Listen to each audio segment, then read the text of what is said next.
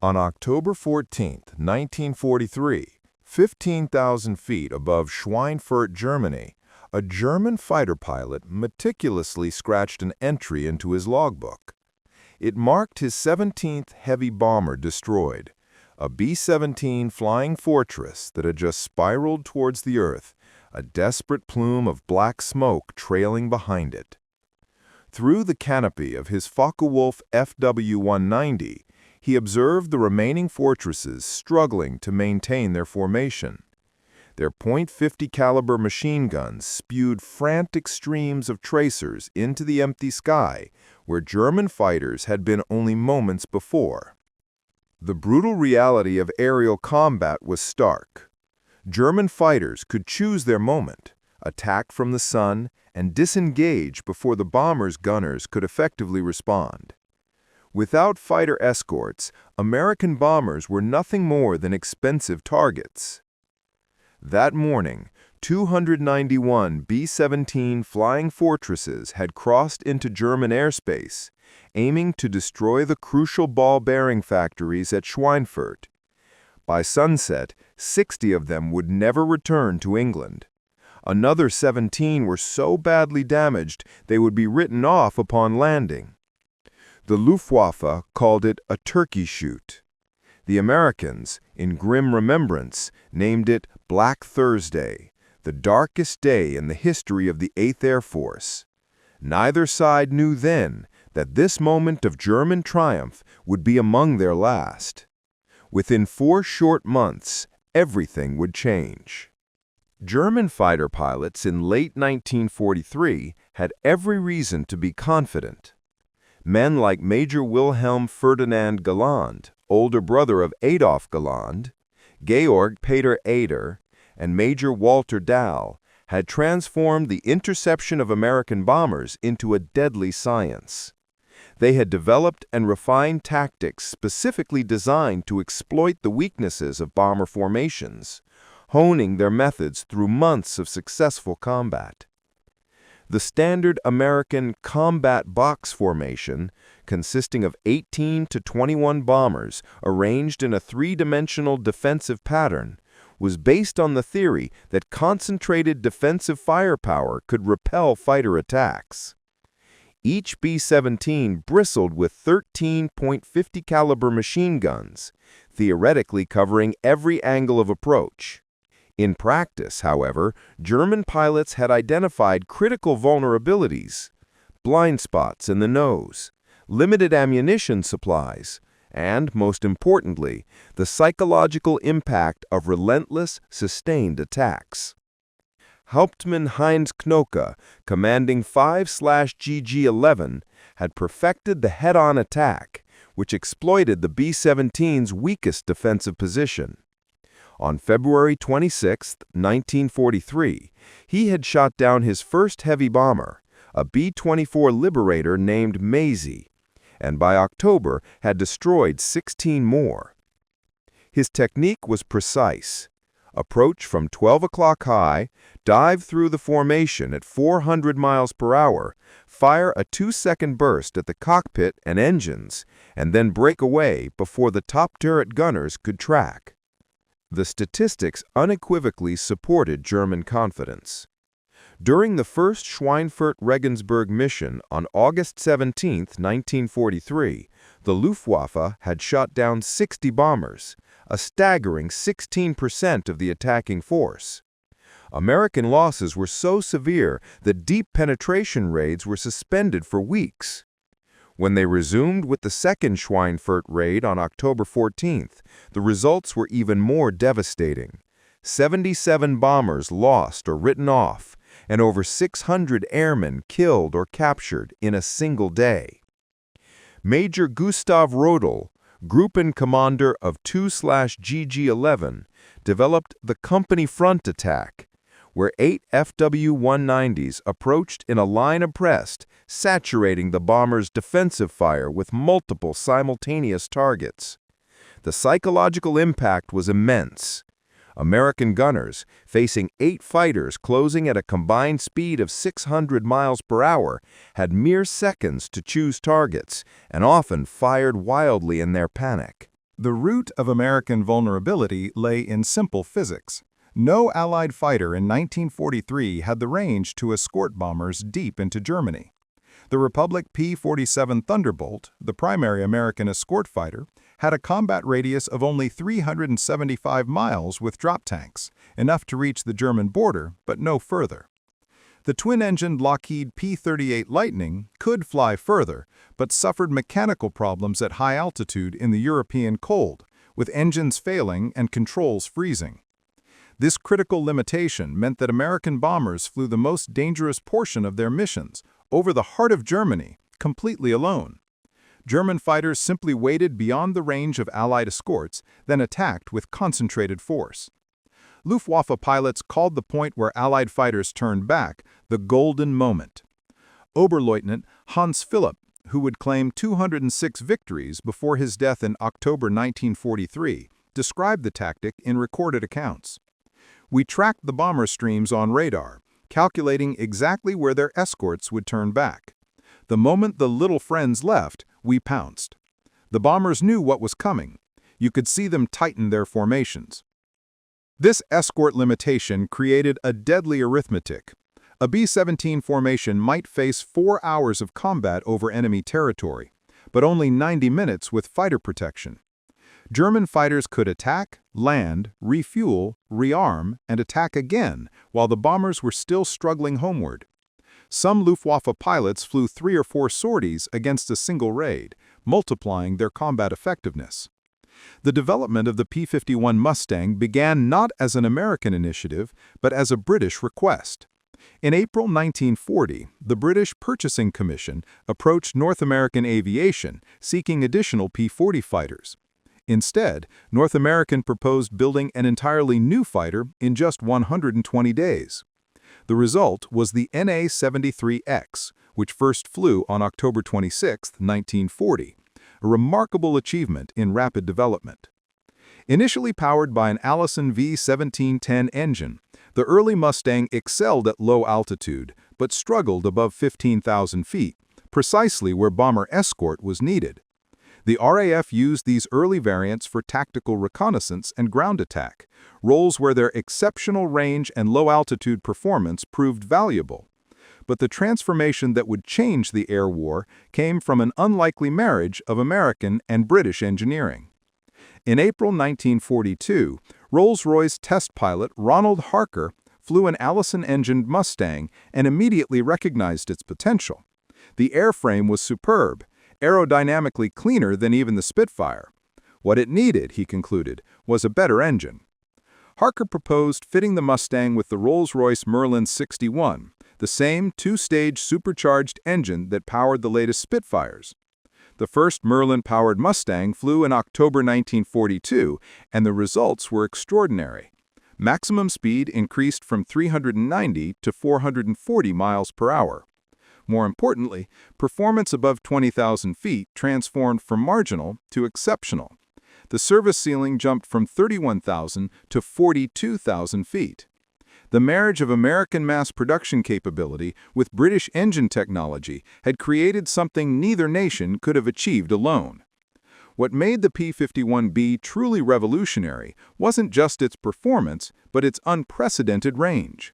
The secret lay in 3 factors: exceptional aerodynamic efficiency from its laminar flow wing, an internal fuel capacity of 184 gallons, compared to the P-47's 305 gallons, but in a much lighter, more efficient airframe, and the ability to carry external drop tanks without severe performance degradation.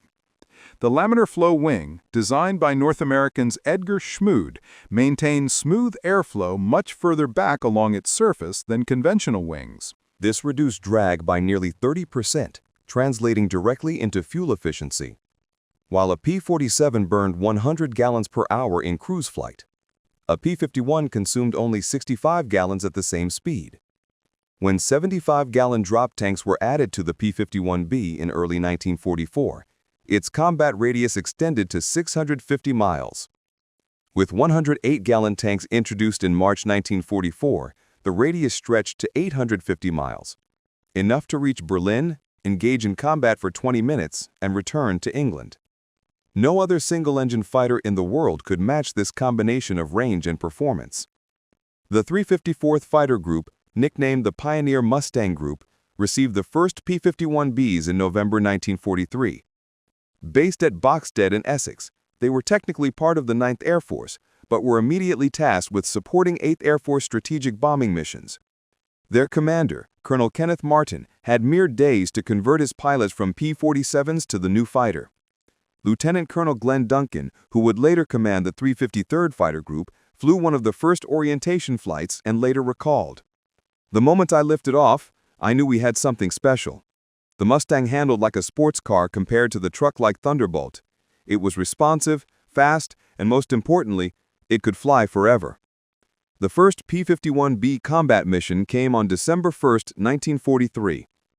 A fighter sweep over Belgium and France. The first escort mission followed on December 5 to Emden, a relatively short-range raid. 16 P-51Bs accompanied the bombers more as a combat test than a full escort mission. They encountered no enemy fighters, but the mission proved the aircraft's basic suitability for high-altitude escort work. December 13th brought the first truly long-range escort mission to Kiel, 490 miles from base, previously impossible for Allied fighters. The psychological impact on both sides was immediate. German pilots, intercepting what they expected to be unescorted bombers over northern Germany, were shocked to encounter aggressive American fighters deep in Reich territory. The final week of 1943 saw intensified operations as the 8th Air Force thoroughly tested the Mustang's capabilities. On December 20th, P-51Bs escorted bombers to Bremen, claiming 3 German fighters without loss.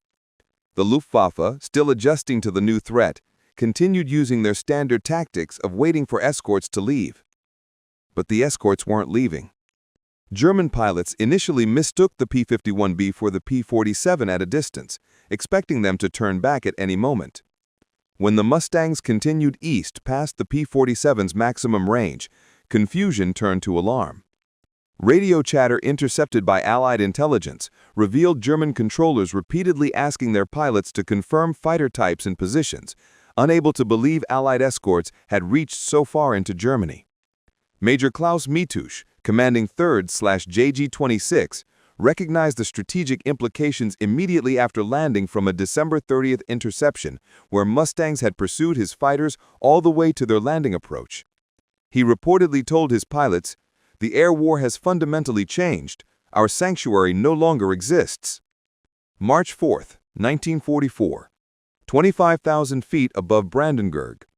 Through the scattered clouds below, the sprawling outline of Berlin was clearly visible. The capital of the Reich, the heart of Nazi Germany, the city that Hermann Göring had sworn would never see enemy aircraft. Above it, in perfect formation, flew 660 American heavy bombers, and surrounding them, weaving protective patterns, were scores of single-engine fighters bearing American markings. The first American fighter escort to Berlin represented more than a tactical achievement. It was a psychological demolition of German invincibility. Colonel Don Blakesley, commanding the 4th Fighter Group, had led his 3 squadrons of P-51Bs on the historic 1,100-mile round trip. The 4th Fighter Group had received their P-51Bs on February 28, 1944, and just 4 days later accomplished what German leadership had deemed impossible. For the Luftwaffe pilots rising to intercept, the sight was incomprehensible. They had been told Allied fighters could never reach Berlin. It was too far, impossible for single-engine aircraft. Yet there they were, fresh and aggressive after flying 500 miles, while German defenders were the ones running low on fuel after just taking off. The combat that followed was savage. The Luftwaffe committed over 200 fighters to defend Berlin, but they faced not exhausted bomber gunners, but fresh, eager Mustang pilots with altitude advantage and superior aircraft. The 4th Fighter Group alone claimed 15 victories. More significantly, numerous German attacks on the bombers were broken up before they could press home. For American pilots, the P-51B represented a revelation in fighter design. Captain Don Gentile of the 4th Fighter Group, who would become one of the war's top Mustang aces, described his first combat in the type. The Mustang gave us everything we dreamed of: speed to catch any German fighter, maneuverability to dogfight with them, and range to go anywhere the bombers went. The cockpit of a P-51B was cramped but efficiently designed. The pilot sat behind an inline engine that provided excellent forward visibility. Unlike the radial-engined P-47 that blocked much of the forward view, the greenhouse canopy of the B model offered good all-around vision, a feature that would be further improved by the bubble canopy of the later P-51D. Lieutenant Robert Powell of the 352nd Fighter Group recalled the physical demands. 6 hours in a Mustang meant 6 hours on oxygen above 10,000 feet. Your mouth would be cotton dry from the oxygen, your back aching from the parachute and dinghy pack you sat on, your neck sore from constantly swiveling to check for enemy fighters. But we had the capability to do the job, and that made all the difference. The appearance of Mustangs over Berlin triggered an immediate crisis in the Luftwaffe High Command. Reichsmarschall Hermann Göring initially refused to believe the reports. When confronted with proof, gun camera footage from German fighters clearly showing P-51s over the capital, he reportedly said, "When I saw Mustangs over Berlin, I knew the jig was up." While this specific quote lacks primary source documentation and may be apocryphal, it powerfully captures the shock that German leadership experienced. The tactical implications were devastating. Every assumption about Reich defense had been based on the sanctuary of German airspace beyond escort range. Training fields, assembly areas, and aircraft factories had been located in central Germany specifically because they were thought safe from fighter attack. Now, American fighters could strafe airfields near Prague, engage German fighters over Munich, and escort bombers to any target in the Reich. Major Günther Röhl, one of Germany's top aces with 275 victories, recognized the strategic shift. The Mustang didn't just extend the bomber offensive, it transformed it. We could no longer choose when and where to fight. They brought the battle to us on their terms, whenever they wished. The Luftwaffe attempted various tactical responses. Sturmstaffeln, or assault groups, heavily armed and armored FW-190s, designed to break through fighter screens and attack bombers at close range. But these lumbering assault fighters were easy prey for nimble Mustangs. The Germans tried mass attacks with entire group and attacking simultaneously, but American fighters had the numbers and performance to counter even these. February 20th to 25th, 1944, known as Big Week, demonstrated the transformed dynamics of the air war. The 8th Air Force launched Operation Argument against German aircraft production, with P-51s providing escort throughout. In 6 days, the Americans flew 3,300 bomber sorties and 3,673 fighter sorties, losing 226 bombers but claiming over 500 German fighters destroyed. More critically, the Luftwaffe lost irreplaceable pilots. The American strategy had shifted from simply bombing targets to actively seeking aerial combat. General James Doolittle, commanding the 8th Air Force, issued new orders in January 1944. Fighters were to seek out and destroy the Luftwaffe wherever it could be found, rather than staying close to the bombers. Captain John Godfrey of the 4th Fighter Group described the new aggressive tactics. "We'd escort the bombers to the target, but once they dropped, we'd go looking for trouble.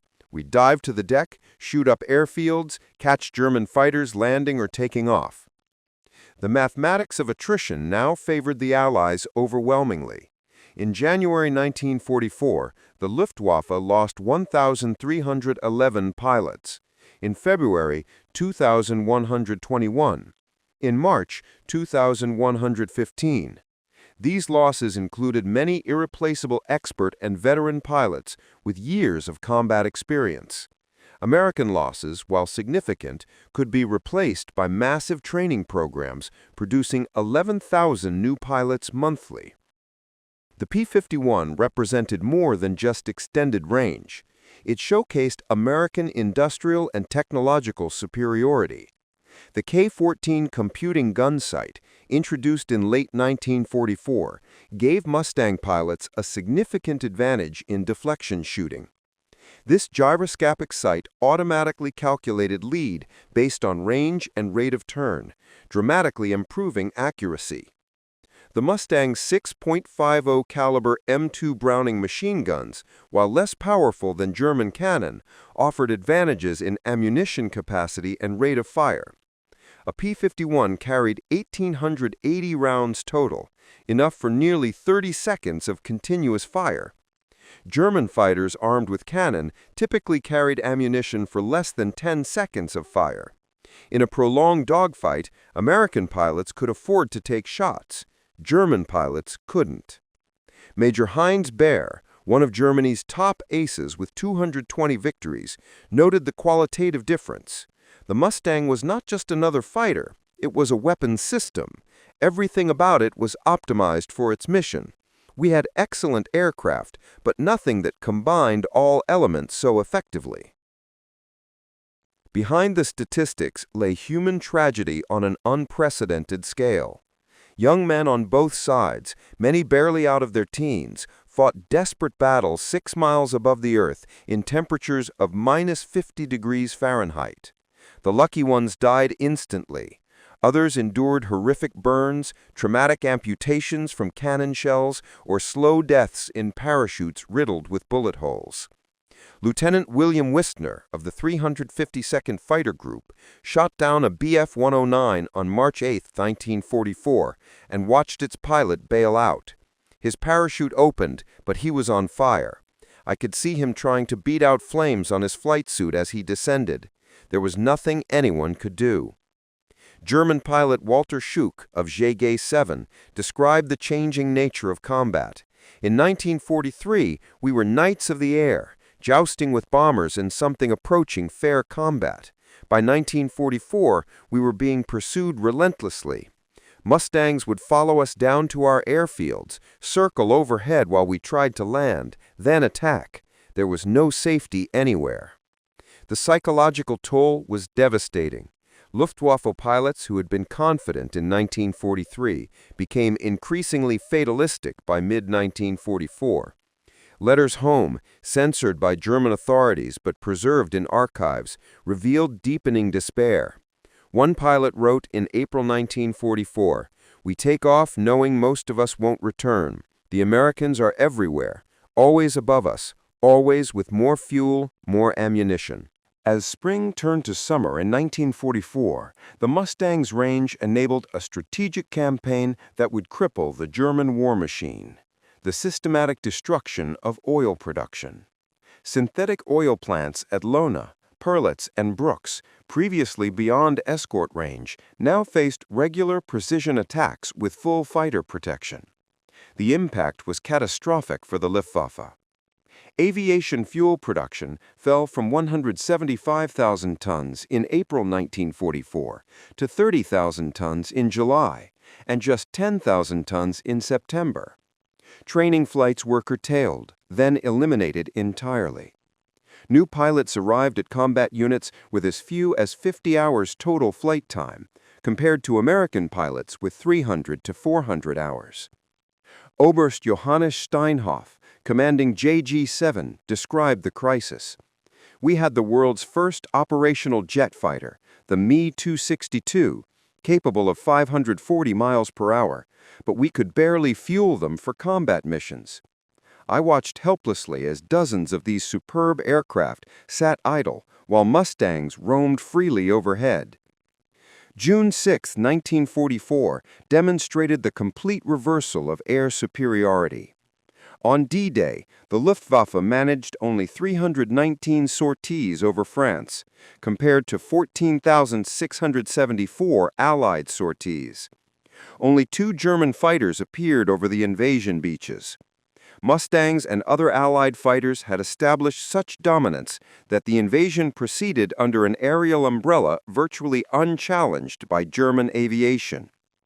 Oberstleutnant Josef Pips Priller, commanding JG-26, flew one of those 2 sorties with his wingman, Unteroffizier Heinz Wodorczyk. Making a single strafing run along Sword Beach, Priller later described the mission as suicide disguised as duty. They survived only because Allied fighters were too surprised to react to the lone pair of FW-190s. The Mustang's role extended beyond escort to active fighter bombing. P-51 pilots became adept at train busting, destroying locomotives with their 50 caliber guns. A single Mustang could carry 2 500-pound bombs or 10 5-inch rockets in addition to its guns, making it a formidable ground attack aircraft. Captain Charles Chuck Yeager, who would later break the sound barrier, flew P-51s with the 357th Fighter Group. On October 12, 1944, he shot down 5 Bf-109s in a single mission. But he also described the moral complexity. We went from protecting bombers to attacking anything that moved. We'd strafe trains knowing they might be carrying civilians. It was total war. And the Mustang gave us the capability to take that war anywhere in Germany. Germany's technological response came in the form of revolutionary jet fighters, the Messerschmitt Me-262 and the rocket-powered Me-163 Comet. The Me-262, capable of 540 miles per hour, was nearly 100 miles per hour faster than the P-51D. In the hands of experienced pilots, it could slash through bomber formations and escape before Mustangs could react. Yet even these technological marvels couldn't reverse the tide. Adolf Galland, flying an Me-262 with JV-44 in 1945, shot down 7 aircraft, but recognized the futility. We were like a few tigers facing hundreds of wolves. For every Me-262, the Americans had 50 Mustangs, and Mustangs could loiter over our airfields, attacking jets when they were most vulnerable during takeoff and landing. The jet engines of 1944-45 were temperamental, requiring careful throttle management and long runways. Mustang pilots learned to exploit these weaknesses. Lieutenant Urban Drew of the 361st Fighter Group shot down 2 Me-262s on October 7, 1944, by catching them in the landing pattern. The jets, low on fuel and with throttles reduced for landing, were helpless against the diving Mustangs. By early 1945, the arithmetic of air combat had become impossible for Germany. The United States produced 15,486 P-51s during the war, with approximately 8,000 serving in Europe. At peak strength in March 1945, the 8th Air Force alone operated 14 fighter groups equipped primarily with Mustangs, over 1,000 aircraft. Against this, the Luftwaffe could muster perhaps 300 to 400 serviceable fighters on any given day, scattered across the entire Reich. Fuel shortages meant many never flew. Pilot shortages meant those that did were often manned by teenagers with minimal training. The kill ratios reflected this imbalance. By 1945, Mustang pilots were claiming 10 victories for every loss. Lieutenant Colonel John Meyer, commanding the 352nd Fighter Group, ended the war with 24 aerial victories, all in Mustangs. He observed, "By 1945, it wasn't combat, it was execution. We'd find German airfields, circle overhead, and shoot down anyone who tried to take off or land. The Mustang had made all of Germany a combat zone." After the war, captured Luftwaffe pilots provided revealing testimony about the Mustang's impact. General der Jagdflieger Adolf Galland, in his memoirs, wrote, "The P-51 was perhaps the most significant fighter aircraft of World War II. Until it appeared, we had controlled the timing and tempo of air battles over Germany. After it arrived, we never regained the initiative." Major Heinz Knocke, who survived the war with 33 victories, was more blunt. The Mustang killed the Luftwaffe. Not the bomber offensive, not the invasion, but that fighter that could fly to Poland and back. We went from predators to prey in the span of 3 months. Perhaps most poignant was the testimony of younger pilots who entered combat late in the war. They flew their first combat missions in November 1944, with 55 hours total flight time. On my 3rd mission, I saw Mustangs for the first time. They were everywhere. I knew then that we had lost not just the war, but the sky itself. The Mustang's contribution extended far beyond tactical victories. By enabling deep penetration raids with acceptable losses, it allowed the systematic destruction of German industry. Oil production, the Wehrmacht's Achilles heel, was reduced to 10% of requirements by March 1945. The transportation network was shattered, preventing movement of troops, supplies, and raw materials. Aircraft production, though maintained at high levels through dispersal, became meaningless when there was no fuel to fly the planes or trained pilots to man them. General Carl Spaatz, commanding United States strategic air forces in Europe, stated, "The P-51 was the decisive weapon system of the European air war. It made possible the daylight bombing campaign, the invasion of Europe, and the systematic destruction of German military power." Beyond strategic impacts lay profound human transformation. German pilots who had entered combat in 1943 as confident warriors emerged from the war, if they survived, as changed men. Many spoke of specific moments when they realized the war was lost, almost always connected to their first encounter with Mustangs deep over Germany. Some German pilots experienced a different transformation, from enemy to admirer.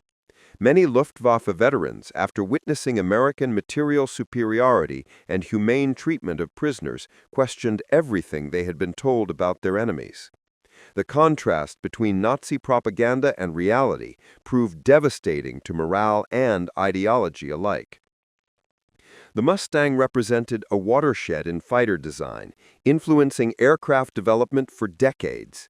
Its laminar flow wing demonstrated the potential for dramatic drag reduction. The integration of British engine technology with American airframe design established a model for international cooperation that would continue through NATO and other alliances.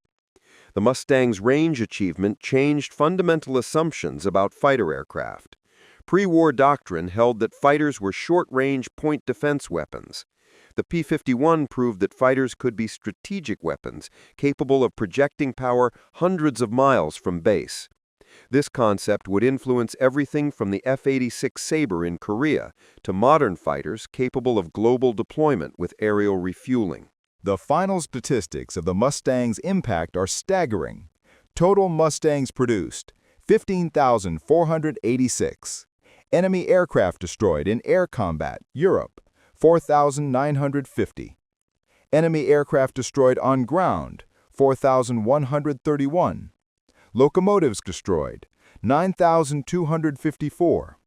Combat sorties, over 213,873. Combat hours, over 1,034,420. Operational losses, 2,520. The kill-to-loss ratio in air combat exceeded 11-to-1, unprecedented in aerial warfare. But the true impact can't be measured in statistics alone. The Mustang broke the Luftwaffe's will to fight, enabled the invasion of Europe, and shortened the war by months, if not years. The transformation from German laughter at unescorted bombers to complete aerial impotence occurred with stunning rapidity. In October 1943, the Luftwaffe controlled the skies over Germany, shooting down bombers at will. By March 1944, Mustangs were escorting bombers to Berlin. By June 1944, the Luftwaffe was combat ineffective. By April 1945, it had ceased to exist as a fighting force. This transformation wasn't gradual, it was catastrophic. The Luftwaffe didn't slowly decline, it collapsed. The appearance of Mustangs deep over Germany triggered a cascade of defeats from which recovery proved impossible. Each lost pilot couldn't be adequately replaced. Each destroyed aircraft reduced training capability. Each successful escort mission emboldened Allied planners to strike deeper, harder, more frequently. German pilot losses tell the story. 1943 pilot losses, 2,967. 1944 pilot losses, 12,037. 1945, January to May pilot losses, 4,238. Average pilot experience plummeted. 1943, 250-plus flight hours before combat. Early 1944, 150 hours. Late 1944, 80 hours. 1945, 40 to 50 hours. Perhaps the Mustang's greatest achievement was psychological. It shattered the myth of German technological superiority, demonstrated American industrial capability, and proved that democracy could produce better weapons than dictatorship. German pilots who had laughed at American bombers in 1943 were by 1945 refusing to fly suicide missions against Mustang escorted formations. Young Luftwaffe pilots indoctrinated in Nazi ideology experienced cognitive dissonance when confronting American material superiority. Everything they had been taught about racial superiority, about German technical prowess, about American weakness, was contradicted by the elegant, powerful fighter that dominated their own homeland. In 1985, 40 years after the war's end, American and German fighter pilots met at a reunion in San Antonio, Texas. The conversations revealed the lasting impact of the Mustang on both sides.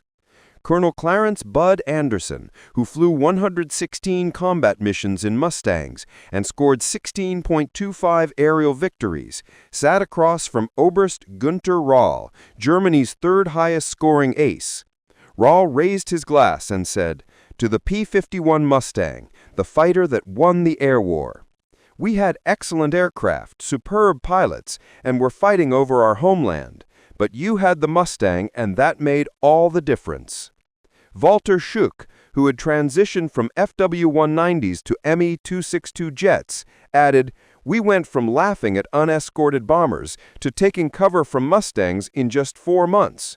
No military force has ever experienced such a complete reversal."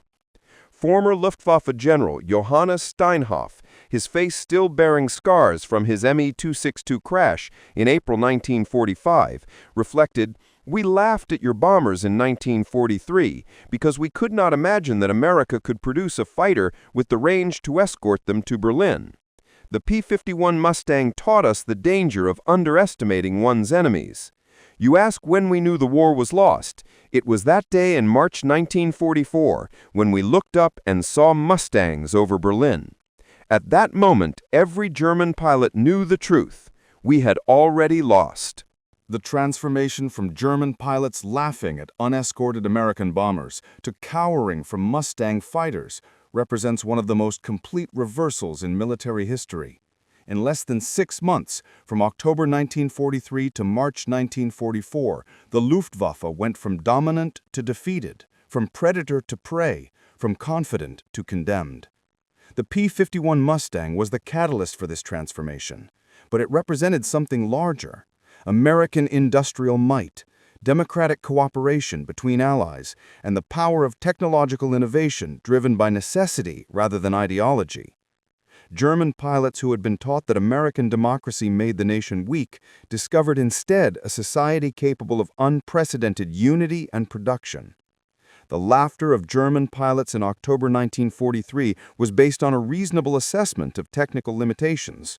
No single-engine fighter had ever demonstrated the range necessary to escort bombers from England to Berlin and back.